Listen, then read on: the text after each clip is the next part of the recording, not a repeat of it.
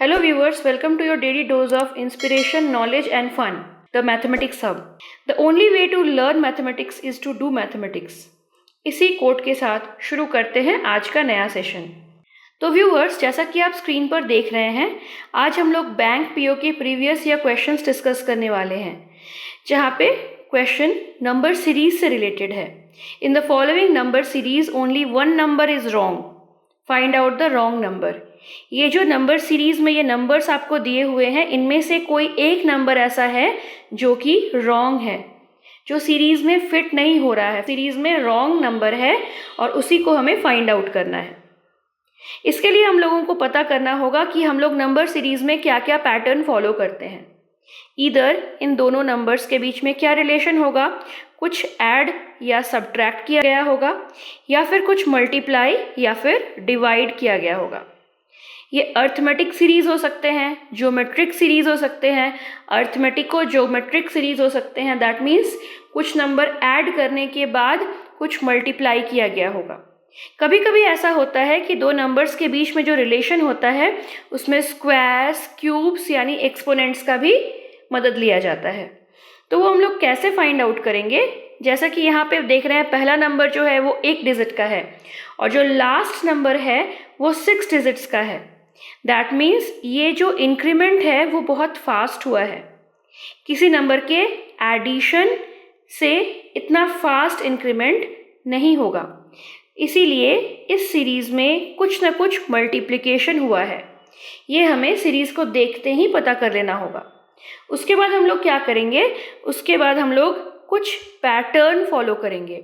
जैसा कि इस क्वेश्चन में देख रहे हैं, 7 है और 12 है। 7 में ऐसा क्या करें कि 12 आ जाए? तो 7 में 1 सब्ट्रैक्ट करेंगे तो आया 6 और उस 6 को 2 से मल्टीप्लाई करेंगे तो आ गया 12। अब 12 में ऐसा क्या करें कि 40 आ जाए? तो 12 में अब यहाँ पे हमने 1 सब्ट्रैक्ट किया है, यहाँ पे 2 सब्ट्रैक्ट करके देखा जाए। ये हम लोग ट्रायल मेथड करेंगे। सबसे पहले सीरीज में होता ये है कि हम लोग ट्रायल मेथड अप्लाई करते हैं। तो यहाँ पे आप देख रहे हैं, यहाँ पे सबसे पहले हमने ट्राई किया, 2 से सब्ट्रैक्ट किया तो मिल गया 10 और उस 10 को 4 से मल्टीप्लाई किया। 4 से क्यों? क्योंकि एक इवन नंबर आया है और हम लोग देख रहे हैं यहाँ पे 10 आ रहा है। 10 को 4 से मल्टीप्लाई करने पर ही 40 आ सकता है। तो यहाँ तक हम लोग पहुँच गए। अब क्या हम लोग इसी सीरीज में आगे बढ़ते जाएंगे? तो ये आप दो तरीके से सॉल्व कर सकते हैं। या तो आप इसी सीरीज में आगे बढ़ते जाएंगे या फिर आपको क्या करना होगा, लास्ट दो नंबर के बीच में रिलेशन देखना होगा। तो हम लोग सबसे पहले अब यहाँ पे क्या करेंगे, सीरीज से ही बढ़ते हैं। तो 40 तक तो हमारा नंबर करेक्ट है, यानी 7 करेक्ट है, 12 करेक्ट है, 40 करेक्ट है यहाँ तक। अब 40 में क्या करें, यहाँ हमने 1 सब्ट्रैक्ट किया था, यहाँ 2, तो थर्ड में हम लोग क्या करेंगे, 3 से सब्ट्रैक्ट करेंगे। 40 में 3 से सब्ट्रैक्ट किया तो मिलेगा 37 और उस 37 में अब हमें क्या मल्टीप्लाई करना होगा, मल्टीप्लाई करना होगा 6। तो इस 6 को मल्टीप्लाई करने के बाद हम लोगों को कितना मिल जाएगा, हम लोगों को मिल जाएगा 222। तो क्या हम लोग ये पूरा नंबर कैलकुलेट करेंगे एग्जाम में? नहीं, हम लोग सिर्फ लास्ट डिजिट को कैलकुलेट करेंगे। कहने का मतलब है हम लोग 37 तक मेंटली पहुंच गए कैलकुलेशन करके। अब इसको 6 से मल्टीप्लाई करने पर, 7 और 6 के मल्टीप्लिकेशन का यूनिट डिजिट क्या आता है? 7 और 6 के मल्टीप्लिकेशन का यूनिट डिजिट आता है 2। तो यहाँ से हमें पता चल गया कि ये 2 तो आ रहा है, 2 मैच कर रहा है हमारे रिजल्ट के साथ, यानी हम लोग सही तरफ आगे बढ़ रहे हैं। तो हमेशा हर नंबर को, जैसे नंबर बड़े होते जाएं, पूरे नंबर को कैलकुलेट मत करें, नंबर के यूनिट डिजिट तक पहुँचे। अगर वो मैच करता जाता है तो आप लोग आगे बढ़ सकते हैं उस नंबर को लेकर। इसके बाद क्या होगा, हम लोग 222 में क्या सब्ट्रैक्ट करेंगे, 1 सब्ट्रैक्शन हो चुका, 2 हो चुका, 3 हो चुका, यानी नेक्स्ट नंबर में क्या सब्ट्रैक्ट करना होगा, 4। 4 सब्ट्रैक्ट करने पर इस डिजिट का लास्ट डिजिट क्या हो जाएगा, 8। जैसा कि मैंने आपको बताया, हम लोग यूनिट डिजिट को लेकर आगे बढ़ेंगे। नंबर्स बड़े होते जा रहे हैं तो पूरे नंबर को सब्ट्रैक्ट करने की जगह सिर्फ यूनिट डिजिट को लेकर आगे बढ़ेंगे। यूनिट डिजिट में आ गया 8। हमें 8 को किससे मल्टीप्लाई करना है, 2 से मल्टीप्लिकेशन हो चुका, 4 से हो चुका, 6 से हो चुका, यानी नेक्स्ट मल्टीप्लिकेशन 8 से होगा। 8 से मल्टीप्लिकेशन होने पर ये 8 हमारा यूनिट डिजिट था, उसे 8 से मल्टीप्लाई करने पर हमारा नया यूनिट डिजिट में क्या मिलेगा? 4, क्योंकि होता है 8 8 ज़ा 64। तो यहाँ 4 तक हम लोग पहुँच गए और 4 तक पहुँचने के बाद हम लोग देख रहे हैं हमारे इस सीरीज़ में जो नेक्स्ट नंबर है उससे ये मैच नहीं कर रहा है। तो आगे हम लोग ना बढ़कर इसी को आंसर मानकर आगे बढ़ सकते हैं, क्योंकि हम लोग 4th नंबर तक पहुंच गए, हमारा सीरीज़ मैच करता जा रहा है। और ये जो डिजिट है, कौन सा digit? 1st, 2nd, 3rd, 4th, ये जो 5th डिजिट है वो मैच नहीं कर रहा है। 4th तक सारे नंबर मैच करते गए, तो यहाँ पे 1742 इज़ द रॉन्ग आंसर। यहाँ पे क्या होना चाहिए था? यहाँ पे होना चाहिए था 1744। आप आंसर को लेकर श्योर हो जाएं, इसलिए मैंने पूरा कैलकुलेशन आपको स्क्रीन पर करके दिखा दिया है कि अगर हम लोग 1742 को आगे लेकर बढ़ते हैं तो हमारा नेक्स्ट नंबर मैच नहीं करेगा, क्योंकि हमें किससे मल्टीप्लाई करना होगा? सबसे पहले 5 से सब्ट्रैक्ट करना होगा। 5 से सब्ट्रैक्ट करेंगे, ये 2 है ना, 5 से सब्ट्रैक्ट करने पर हमें कितना मिल जाएगा? 7, और 7 को 10 से मल्टीप्लाई करेंगे तो हमारा यहाँ जो आंसर है वो उससे मैच नहीं करेगा। उसी तरह से इसी नंबर को लेकर हम लोग आगे बढ़ेंगे तो देख रहे हैं हमारा नेक्स्ट नंबर आ जाए 1742 को लेकर हम लोग आगे बढ़ेंगे तो हम लोग इस नंबर तक नहीं पहुँच पाएंगे, जबकि 1744 को लेकर अगर हम लोग आगे बढ़ते हैं तो हम लोग 17,390 तक आसानी से पहुँच सकते हैं। और यहाँ के बाद हमारा जो लास्ट नंबर है वो हो जाएगा कुछ इस तरह। तो हमारा मिसमैच क्या है? 1742। So this is the required answer. अब बढ़ते हैं नेक्स्ट क्वेश्चन की ओर। इस क्वेश्चन में क्या ट्रिक अप्लाई किया गया है? आप यहाँ भी देख रहे हैं कि किसी फर्स्ट नंबर से लेकर लास्ट नंबर तक पहुँचने में 1 डिजिट से 5 डिजिट तक का सफ़र तय किया गया है, यानी ज़रूर कुछ मल्टीप्लाई या फिर ऐड किया गया होगा। तो सबसे पहले हम लोग क्या चेक करें? जो गिवन नंबर है यानी 6, इस 6 को क्या करें कि ये 91 बन जाए? तो हम लोगों को ये देखना है कि 6 में हम लोग मल्टीप्लाई करते हैं सपोज 7 को, तो 6 7 आता है 42। और 42 को अगर हम लोग किस नंबर से ऐड करें कि वो 91 बन जाए? तो इन दोनों का सब्ट्रैक्शन चेक करेंगे। इन दोनों को सब्ट्रैक्ट करने पर कितना आता है? सब्ट्रैक्ट करने पर आता है 49। और ये 49 है क्या? ये है 7 का स्क्वायर। तो इस तरह से हमने देखा कि यहाँ पे गिवन नंबर में से 7 मल्टीप्लाई करना है और 7 का स्क्वायर से ही ऐड करना है, तो हमें मिल जाएगा 91। अब अगर हम लोग इसी सीरीज से बढ़ते जाएं तो हमारा नेक्स्ट नंबर में क्या होगा? नेक्स्ट नंबर में हम लोग 91 से ऐसा क्या मल्टीप्लाई करें? तो यहाँ पे हम लोग 91 से अगर 8 को मल्टीप्लाई करते हैं और 8 के स्क्वायर को ऐड करते हैं, 91 में 8 को मल्टीप्लाई किया तो यूनिट डिजिट बन गया 8, और उस 8 में हमने 8 का स्क्वायर ऐड किया।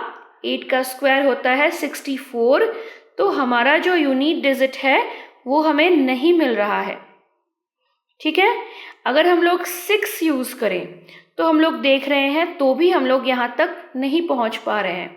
तो डाउट हमें यहीं पे मिल गया कि शायद 584 ही हमारा आंसर है, बट इतनी आसानी से हम लोग आंसर को क्लिक नहीं कर सकते। तो चलिए देखते हैं क्या किया जाए। हम लोग यहाँ 7 का यूज़ करेंगे। अगर यहाँ 6 का यूज़ होता है, फिर 5 का यूज़ होगा, फिर 4 का यूज़ होगा, फिर 3 का यूज़ होगा और फिर 2 का यूज़ होगा। तो लास्ट 2 नंबर को लेकर आगे बढ़ें। तो लास्ट में क्या नंबर है? 35,277। तो 35,277 में अगर हम लोग 2 से मल्टीप्लाई करते हैं तो जो नंबर मिलेगा उसका यूनिट डिजिट क्या बनेगा? 2 से मल्टीप्लाई करना है 35,277, यानी 7 का मल्टीप्लिकेशन होगा 2 से, तो मिल जाएगा हमारा यूनिट डिजिट 4। और यूनिट डिजिट 4 यानी 14 आया आपके पास एक्चुअली, तो उसमें से ये आ गया यूनिट डिजिट 4, और उसे स्क्वायर के किसके स्क्वायर से ऐड करना है, 2 के स्क्वायर से ऐड करना है। क्योंकि आपने देखा जो पहला नंबर हमने सीरीज में निकाला था उसमें 7 से मल्टीप्लाई और 7 का स्क्वायर ही यूज़ किया था, तो इस नंबर में भी 2 से मल्टीप्लाई और 2 का स्क्वायर ही ऐड होगा। तो क्या मिलेगा, यहाँ 4 और 4 ऐड करने पर मिला 8, तो ये हमारा मैच हो गया। यानी इतना तो प्रूफ हो गया कि ये दोनों नंबर्स करेक्ट हैं। अगर ये दोनों नंबर्स करेक्ट हैं तो हम लोग नेक्स्ट नंबर से आगे बढ़ सकते हैं, 11,756। यहाँ इन दोनों के बीच में 2 का यूज़ हुआ है, तो इन दोनों के बीच में 3 का यूज़ होगा। 6 को 3 से मल्टीप्लाई करेंगे तो कितना मिलेगा, 18। 18 का यूनिट डिजिट हो गया 8, और 3 का स्क्वायर यानी 9 ऐड करने पर मिला यूनिट डिजिट 7, जो मैच कर रहा है। दैट मीन्स ये नंबर भी करेक्ट है। तो बड़ी आसानी से अब हम लोग इस नंबर को ना चेक करते हुए डायरेक्ट आंसर पर क्लिक कर सकते हैं, जो कि है 584। क्योंकि हमने टॉप से देखा और बॉटम से भी नंबर्स को चेक किया, तो हमारा आंसर वेरीफाई हो रहा है, तो रॉन्ग आंसर हो जाएगा 584। अब बढ़ते हैं नेक्स्ट क्वेश्चन की ओर। हमारा जो नेक्स्ट सीरीज़ है वो आपके स्क्रीन पर अवेलेबल है। अब आप देख रहे हैं नंबर्स डिक्रीज हो रहे हैं, और बहुत ज़्यादा नहीं, 4 डिजिट नंबर से 3 डिजिट नंबर तक पहुँचे। दैट मीन्स कुछ सब्ट्रैक्शन हो रहा है। सब्ट्रैक्शन या डिवीजन भी हो सकता है, लेकिन डिवीजन होने पर जो डिक्रीमेंट है वो बहुत ज़्यादा होता। सिर्फ सब्ट्रैक्शन से ही इतना कम डिक्रीमेंट पॉसिबल है। तो इन दोनों के बीच में हमने डिफरेंस निकाला। जो डिफरेंस निकाला वो हो जाएगा 15 का क्यूब। मैंने आपको पहले भी बताया है कि अगर आप किसी कम्पिटिटिव एग्जाम के एस्पायरेंट हैं तो आपको 30 तक के या 35 तक के स्क्वायर्स, क्यूब्स और टेबल्स लर्न होने चाहिए। तो यहाँ पे आपने देखा कि इन दोनों के बीच का जो सब्ट्रैक्शन का रिजल्ट है वो रिजल्ट क्या होगा, 15 का क्यूब। अब उसके बाद हम लोग बढ़ते हैं आगे इन दोनों नंबर के सब्ट्रैक्शन की ओर। तो इन दोनों के सब्ट्रैक्शन का जो रिजल्ट होगा वो हो जाएगा 13 का क्यूब। ये आप निकाल कर भी देख सकते हैं रिजल्ट क्या होगा। आप अगर क्वेश्चन को साथ साथ सॉल्व करते जाएं तो आपको ज़्यादा आसानी से समझ में आएगा। मैंने यहाँ पे डायरेक्ट 15 का क्यूब, 13 का क्यूब, 11 का क्यूब क्यों लिखा, ताकि आपको ये जो नंबर्स के सब्ट्रैक्शन के रिजल्ट हैं उन पे फोकस ना जाए। जैसे नंबर्स को देखकर मैंने पहचान लिया था कि ये 15 का क्यूब है, 13 का क्यूब है, 11 का क्यूब है, वैसे आपको भी पहचानना सीखना होगा। तो अभी के अभी ये जो स्क्वायर्स एंड क्यूब्स है उसे आज के आज ही लर्न कर लीजिए, ताकि आगे आने वाले क्वेश्चन में आप इजीली क्रैक कर सकें, नंबर्स को देखकर ही पहचान सके कि ये किस नंबर का स्क्वायर या क्यूब है। तो हम लोग देखेंगे फर्स्ट दो नंबर के बीच में जो डिफरेंस है वो 15 का क्यूब है। नेक्स्ट दो नंबर के बीच का डिफरेंस 13 का क्यूब है।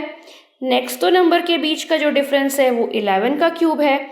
नेक्स्ट दो नंबर के बीच में जो डिफरेंस है वो 9 का क्यूब है।